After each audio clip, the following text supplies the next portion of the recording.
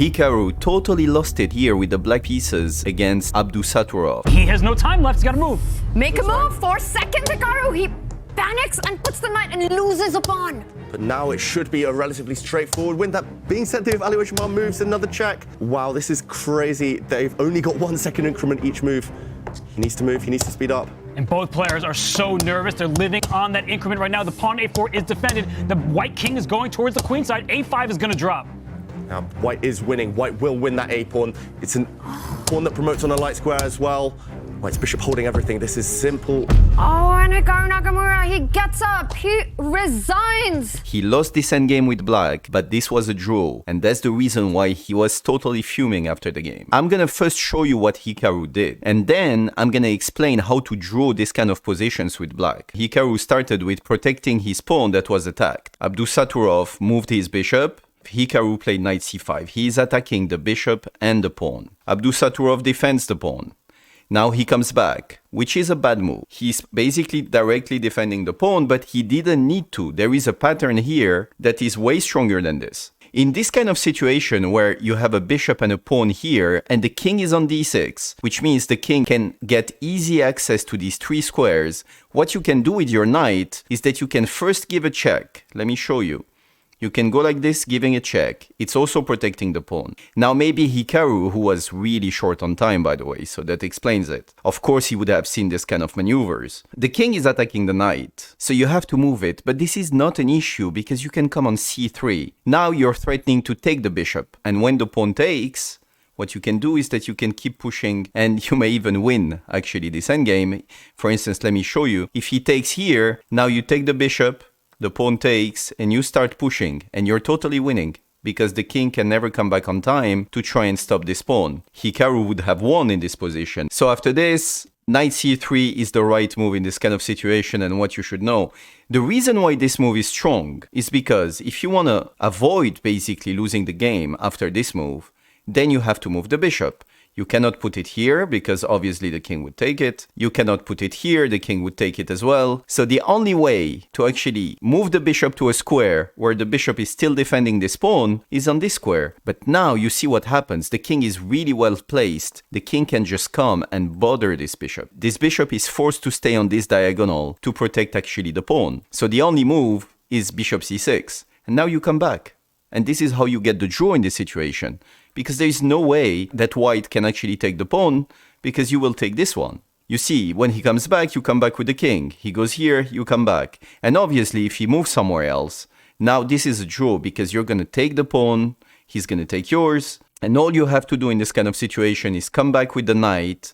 He's going to go here, and you start pushing, he does the same, but you will be ready to sacrifice this knight against the pawn at some point. And then it will be a draw, because obviously you cannot checkmate with a bishop. But there was also other ways for Hikaru to draw in this situation. He went knight e6.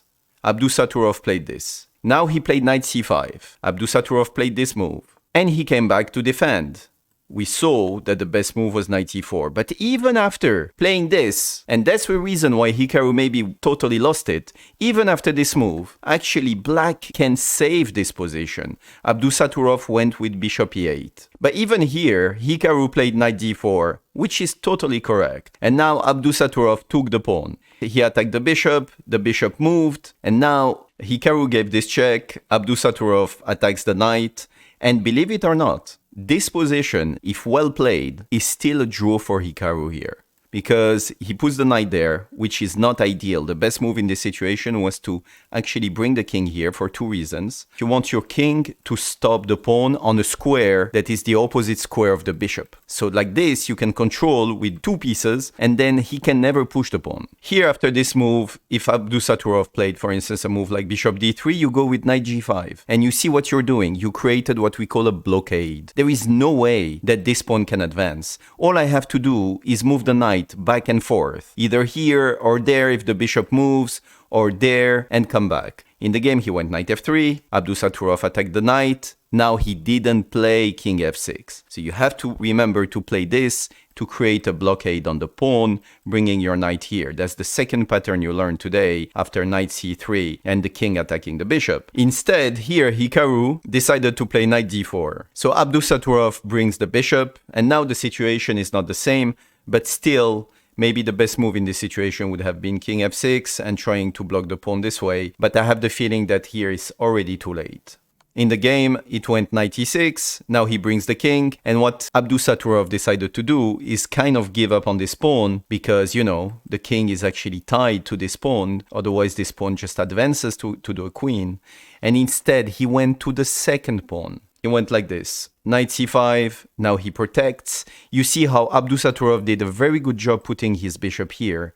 When you have a knight on this square, putting a bishop here basically controls all the squares of this knight. A bishop here or here is actually the best to dominate this knight. And here I would say this is totally lost. It's almost impossible to defend this position, because now the king is going on to the other side, and there is nothing that Hikaru could do to actually, you know, fight against two passed pawns, and he decided to resign here.